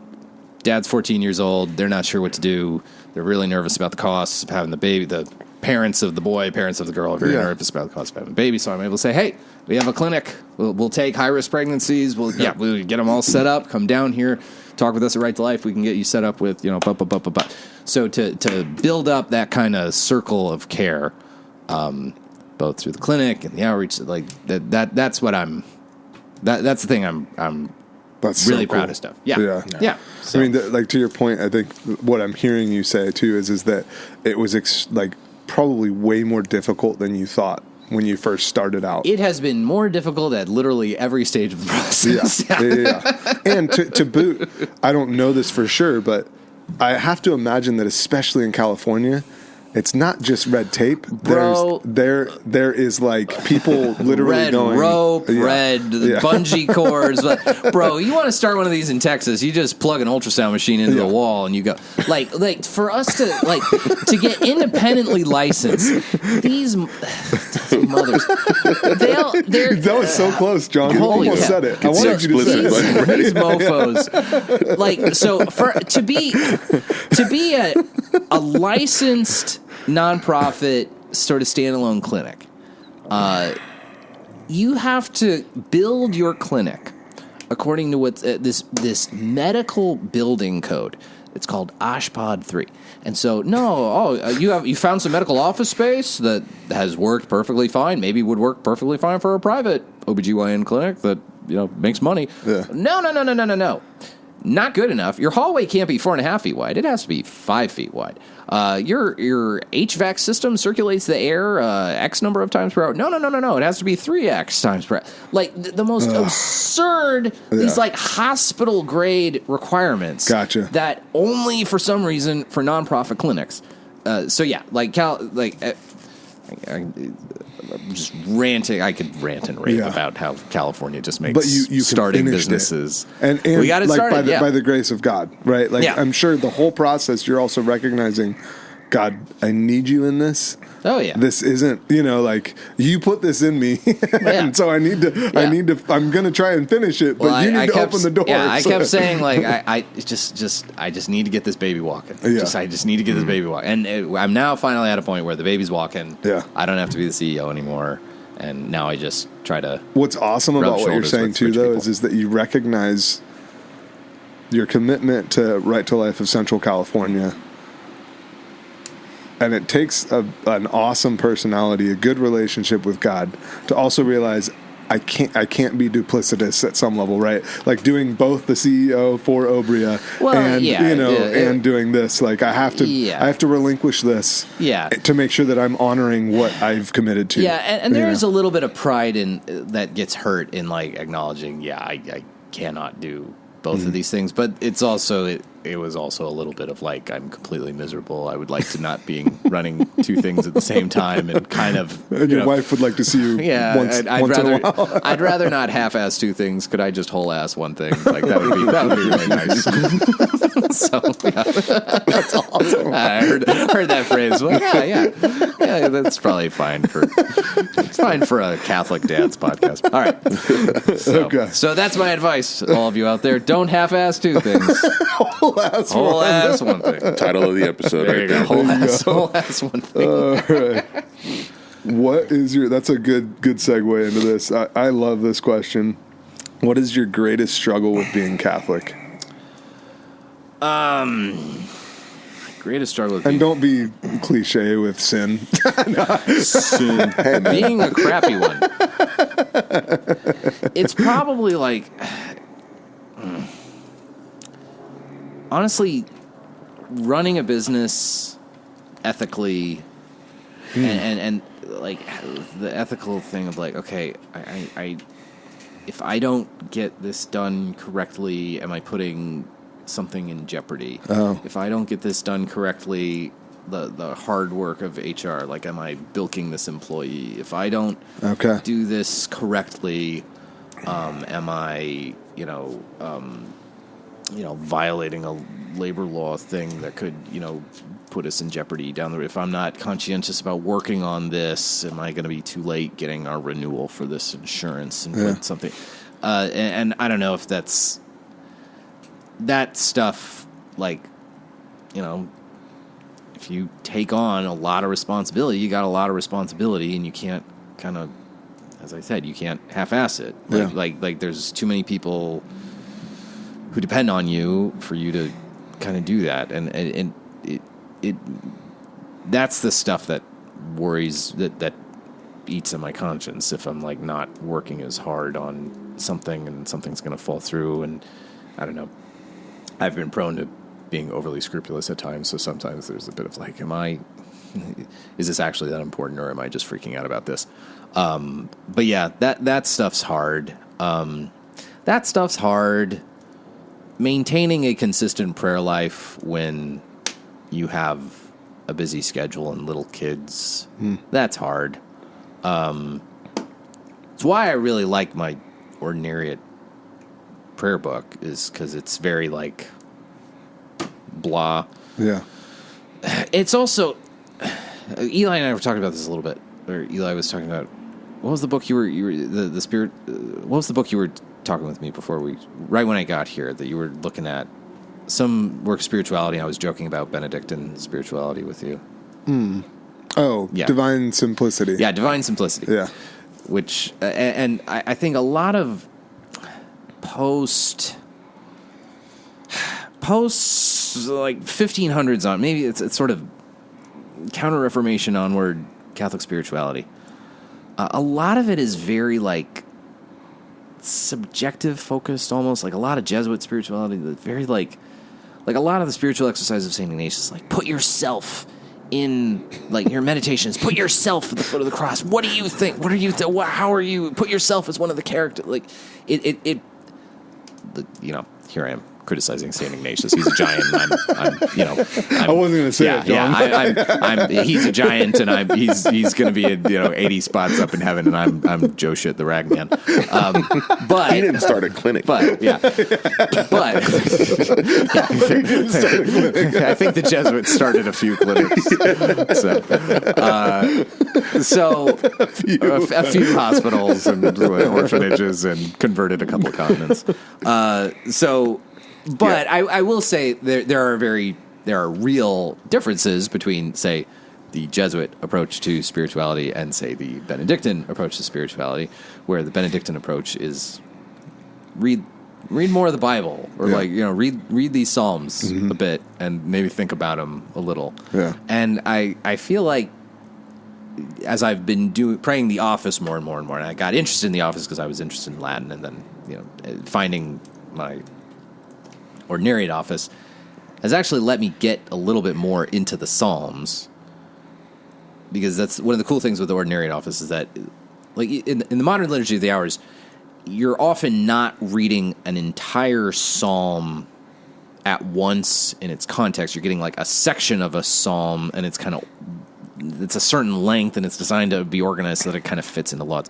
Yeah. Whereas with the ordinariate office, it's like some days you might pray 3 psalms if they're kind of shorter, and one day you might just pray 1 psalm if it's really long, but you're reading the whole thing top to bottom. And it's allowed me to kind of I recognize I have my favorite psalms. Yeah. I've got I really love Psalm 22, and everyone kind of knows Psalm 23. But you start identifying psalms and maybe not quite memorizing them, but getting to know them much better. Like I love the 120s. Yeah. Which are the so-called gradual psalms. I don't know why they're called. Because I guess they're kind of short and self-contained, so it's like you go step by step by step. After Psalm 119, which is like 8 miles long. There is, in true Catholic form, there is an explanation for why they're called the gradual psalms. Yeah, well, it's a gradus. We just don't know what that is. Well, I think it's because gradual, it's from gradus, which means step. So it's like you go step by step by step by step. Building. Yeah, 120, 121, 120. Yeah, so I've gotten to really love those. So, and I think there's something kind of about these older, almost Benedictine ideas of spirituality that are almost kinder to laymen, where it's like, you don't need to try to have some kind of profound spiritual subjective insight, because it's not ultimately about you. Yes. It's about the Opus Dei. It's the work of God, which they created the word Opus Dei before Opus Dei did Opus Dei. It's about, why don't you just read this dang Bible? Yeah. Why don't you shut up and stop thinking you're important and grow by reading this dang thing? This is what's fascinating, though, to your point about reading the Bible, right? Like you mentioned it. Psalm 23, we all have a really good idea of what it's about. Yeah. Right? We've heard it a number of times, if not many times. Yeah. But there's this line that I tripped over last week in it. And it keeps haunting me, like in prayer, right? It keeps, you have prepared a table before me in front of my enemies. Yeah. What the heck does that mean? Like, right? Like, in I'm the presence sitting there, in the presence of my enemies. yes. Yeah. Like, I'm obviously thinking about this in the context of Mass, right? Like, you've prepared this table before me. So who are my enemies right now? Outside of the church, everyone's like, it's the right? devil. Yeah, it's probably the devil, and that's where you can go to the logical side of it. But then, like, there's also the spiritual element of that of going, well, what did you mean? Yeah. Right? Like, David, what did you mean when you were writing this? What was going on in this instance? Where he's probably getting chased around by somebody. Yeah. Which kind of happens. Kind of happens a lot for poor old David. Well, poor David. Kind of had it coming sometimes. Anyway, but yeah. Okay. Yeah. Well, actually, I emailed this to Father Michael, our pastor, Father Michael Andrade, who I email him things, and I know he's very busy and doesn't always have time to respond, so it's okay. St. Robert Bellarmine, not St. Charles Borromeo, St. Robert Bellarmine, wrote this extensive commentary on the Psalms. Like, really extensive. Okay. Like, every verse, he's got, like, breaks it a down. lot to say. Yeah. And it's kind of, I think that is a fruit of prior to Vatican II, and I'm not saying every priest prior to Vatican II was a good priest, but the office, as it was prayed by monks and priests, involved saying all 150 psalms each week. The modern Liturgy of the Hours, you get almost all 150 psalms over the course of 4 weeks. Right. And there are certain psalms that they kind of edited out because they were a little mean in certain verses, which is another advantage of the ordinariate office. Nothing is edited out. All 150. It's all there. Yeah. So by the rivers of Babylon, we sat and wept, and we don't leave out the throwing. Anyway, dashing little ones, dashing the little ones in Babylon. But these guys prayed the Psalms so flippin' much that I think they had every word of all 150 Psalms memorized. Yeah, genuinely memorized. And people have said that about St. Thomas, that he had like the whole Bible memorized. Yes. Which is interesting to think of when I think of like, how many Beatles lyrics do I have memorized? Oh my gosh. And like, how many more useful things could probably be in my brain instead of all these crappy Beatles songs? Yes. Anyway, the Beatles are fine. But to your point, like but it was like a lifetime of reflection. Yes. Like every week, constantly thinking and praying and thinking and praying, and so thankfully, it's really awesome to have that from St. Robert Bellarmine. But I think he was far from the only one to produce stuff like that. I'm pretty sure there were tons of Benedictine monks who were producing stuff like that. Yeah. So I think, and most of it unknown, right? Like most of it, the stuff's found and it's like, oh, that's beautiful. Let's just put that up here with all these other scrolls. Or just well, isn't that the Carthusians or someone like that, or the Cistercians or Carthusians? I can't remember. Who like if they ever write something, it's by a Carthusian monk. They don't actually sign their name because God forbid you get acknowledged for it. So, Anyways, there you go. That's what's hard about being Catholic. All right. There you go. So you'll like this one. You're an Office fan, right? Sure. I've had a complicated Office. I used to really like it, and then I was like a contrarian college student. Oh, everyone likes The Office. It's lame. And then I became like you went punk rock. Then I became an old man, and I'm watching reruns with Holly, and I'm like, you know what? It's really flipping funny until the season Michael Scott left, and then it goes downhill from there. As soon as Robert California. All right, so you remember when Michael? You remember when Michael comes in? Anytime he basically just sees Toby. Yeah, and he just goes, oh, God. He goes from like happy-go-lucky, like worst boss ever to you. Which is how probably most people should react when they see their HR manager. Anyway. Why are you the way that you are? Why are you the way that you are? That's why I have to frame it, because you know exactly what I'm talking about. Why are you the way that you are? Why is I the way I is? I don't know. I don't know how I got to be like Mr. Radio. I didn't talk that much as a kid, and it was my older brother actually who talked. Still talks constantly. More than you? If he and I are in the same room, he's talking more than me. I guarantee. I do love you, John. Yeah. Oh yeah, Mike. So my brother Mike is a fancy schmancy lawyer in D.C. He works for the Department of Justice. We joke. So he's a career attorney in the Department of Justice, and he was hired. So he was hired during the Trump administration, but he's still on during the Biden administration. Okay.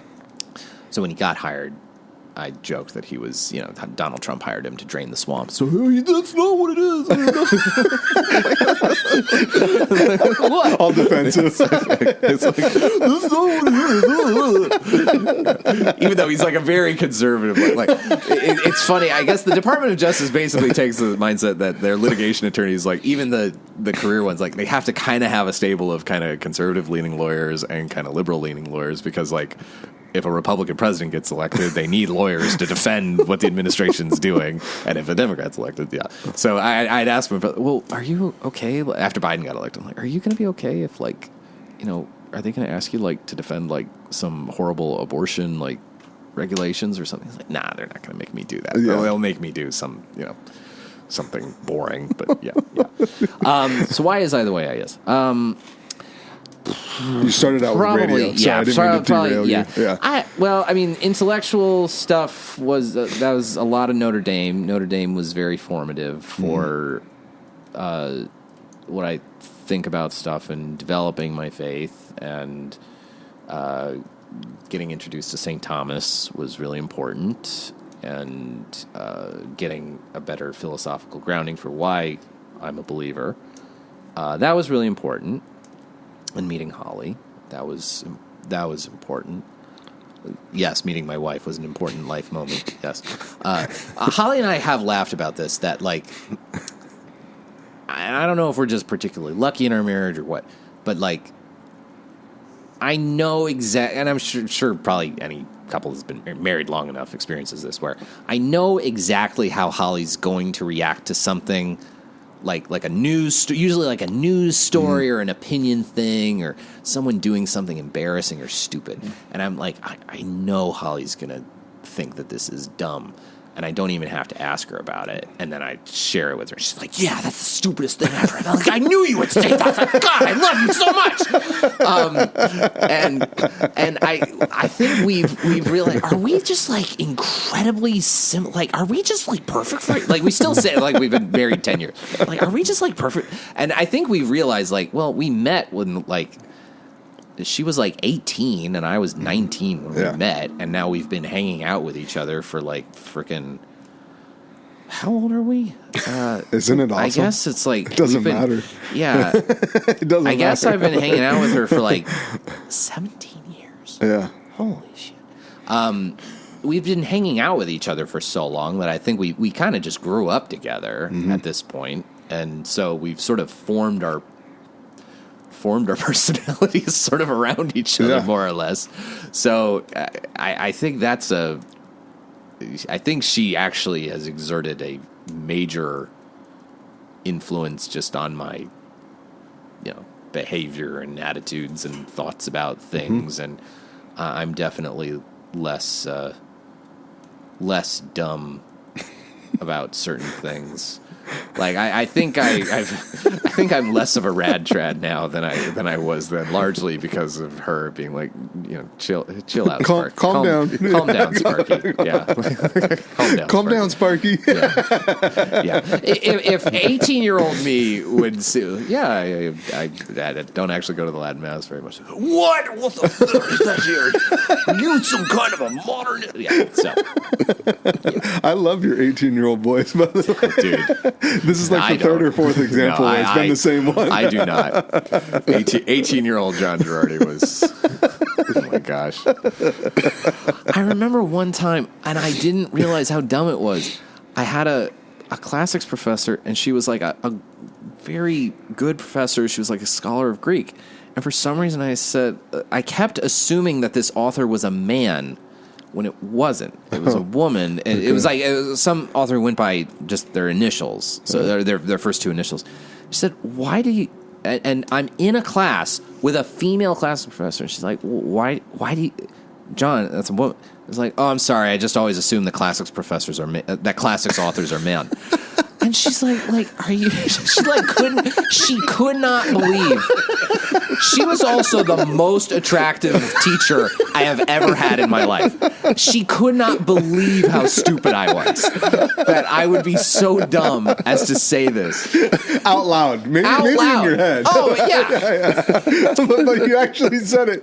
Not just in front of her, but probably other students, too. In front of all these other students who were like looking at me like they could not fathom how stupid I was. Yeah, like I was in the honors program. like What are you doing? Yeah. So I don't know. I think some combination of Holly being Catholic. She's like, John, a woman wrote that. You're like, you're beautiful and funny. A woman writing. What next? What are they going to do next? Vote? Good God. God forbid. That was a line in 30 Rock where Dr. Spaceman was like, when is modern science going to come up with a cure for a woman's mouth? I do not endorse such a view. I do not endorse such a view. Just making jokes. Woman with a small brain. Brain a third the size of ours. It's science. All right. Ron Burgundy. There we go. All right. I think we've already passed another hour. Ron Burgundy has a lot to do with who I am. Let's take another break. Okay. We'll wrap up. All right. Let's wrap up this lightning round. Here we go. Yeah. Okay. All right. Hello, friends. I want to tell you a little bit about our First Fruits movement. What we do first in everything matters. It sets the trajectory of whatever action we take. In Leviticus, God tells Moses to share with the Israelites that they must bring forth the first fruits of their livestock, of their produce, and of their drink. The fulfillment of this is found in Jesus himself. He is the firstborn of the Father. He is the first man to conquer death. He is the first to ascend into heaven. Before Jesus' ministry, he would run to Mary for guidance and counsel. So why would I not do the same? What can you do to participate? Commit to praying the rosary daily, invite other men and women to join you, and share the movement with your friends on social media and other communication platforms. What can you do to support us here at Circa Ignum and First Fruits? First, pray for us and our mission daily, and second, buy our hats and future merch at circaignum.com. That's CIRCAIGNEM.com. Thank you. Alrighty. All right. So we're going too long, and we're two-parting this, baby. John Girardi here on the John Girardi Show on Power Talk 96.7 AM 1400. We're joined by our guests, Rick and Eli. Boys. Wow, the table really the tables. You should have known that this would happen. If John Girardi is given a microphone, he's going to act like he's in charge. All right. I can't believe I got an invite on the show. Yeah. Oh, my gosh. Yeah. I'm a guest. All right, I'll turn it back over. All right. I'm actually going to flip it back over to you. All right, land the airplane. Let's he doesn't know how to fly. So we've got like a glimpse of who you are. Let's do just kind of your closing thoughts. Where people can find you. Yeah, sure. And then we'll end in prayer. Well, if you want more of a John Girardi audio experience in your life, have I got enough hours of content for you? In a more formal setting. In a more formal setting that's governed by, 14-minute segment, 6-minute segment, not this podcast stuff. There's no discipline. If you want to find the John Girardi Show, go to Apple Podcasts or the iHeart app, and you can search for The John Girardi Show, or you can search for Right to Life Radio. Those are my two shows. Right to Life Radio is every Saturday, 9 a.m. to 10 a.m. on Power Talk 96.7 AM 1400 in the South Valley. And The John Girardi Show is Monday through Friday from 6 to 7 p.m., again, on Power Talk 96.7 AM 1400, and on the Power Talk station in Modesto, whose place on the dial I do not remember because I do not live in Modesto. So, anyway, there you go. The John Girardi Show. Just search me on Google, Gerardi. It's a hard name to spell. So, hopefully you'll get somewhere in the ballpark and you'll find me. So, yeah. And you can find out more about Right to Life of Central California. My day job, go to rtlcc.org. The big red donate button on the top right that I will point out to people. And yeah, right. Donate. No one knows. Yes, there's a billionaire. Oh, yes, I'm going to listen to the Circa Ignum podcast. Jeff Bezos is like, well, they use some Amazon server, so I'm going to listen to this podcast. Also, you can go to obriafresno.org, OBRIA Fresno.org. That's sort of the patient website. Or you can go to obria365.org. That's our donor page, which I would encourage you to go to.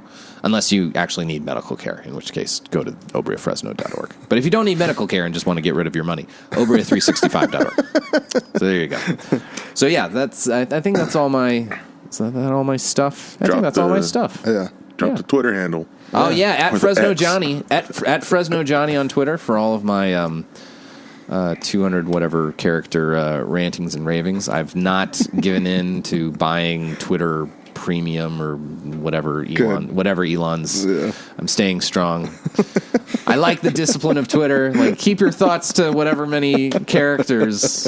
Be concise, baby. Yeah. It forces brevity. So, unless you're one of those people who writes like 80 tweet long threads, in which case, blogs still exist. That's a thing. So yeah. Now, Twitter is kind of my that's my vice.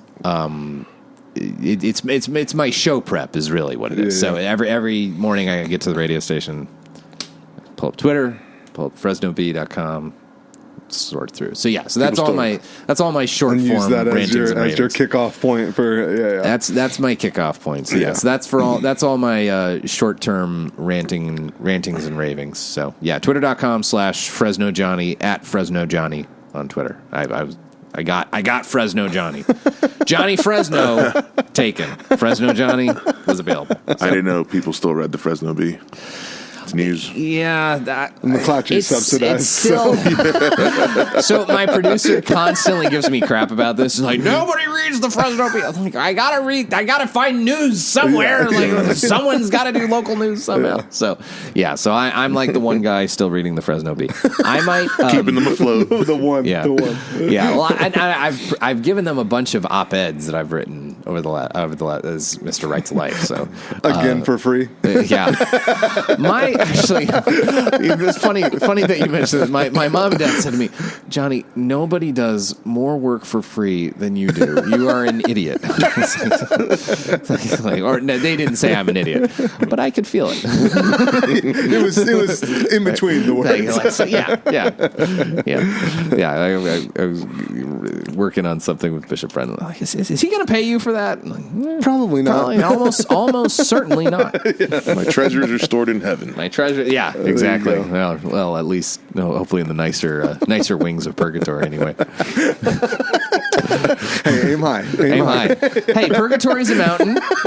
Dante said so. It's got to be. You're just getting higher and higher. I'd like to think that heaven, hell, and purgatory are exactly the way Dante described them. I'd like to think that that's my pious thing that I hold on to. Yeah. That purgatory is actually a mountain on the other side of the globe, and that you get up, you climb higher and higher, and at the very tippy top of it is the Garden of Eden, and then you get up to heaven. There you go. And then you can only move in the daytime. That's. I could talk about 20 minutes about purgatory. Purgatorio is the best one. Don't just read the Inferno. If you read the Inferno, you're missing out. Don't just read the Inferno because people burning in hell. Oh, that's fun. That means that there's something wrong with you. Yeah, that's a reflection of you. Yeah. Read the Purgatorio. It's really interesting, and then read Paradiso. It's hard, but it's probably too hard for me to understand right now. But anyway, so. There we go. So that's John Girardi. There you go. All right. So we'll be back for part 2. Is that the plan? That's the plan. All right. We appreciate it, John. Let's wrap up in prayer. Sounds good. In the name of the Father and of the Son and of the Holy Spirit. Amen. Lord, we just thank you for this time. We thank you for John's gift, his gift of words, his gift of gab. We just, I'm really excited for just finding out more about his life, how you've worked in his life, and getting to know him. That's really why we started this, is to go into long format of getting to know each other in our community, both at OLPH and Fresno at large. So we just offer this up through the intercession of Mary. Right. Hail Mary, full of grace, the Lord is with thee. Blessed art thou amongst women, and blessed is the fruit of thy womb, Jesus. Holy Mary, Mother of God, pray for us sinners, now and at the hour of our death. Amen. In the name of the Father, and of the Son, and of the Holy Spirit. Amen. Saint Joseph, terror of demons, pray for us.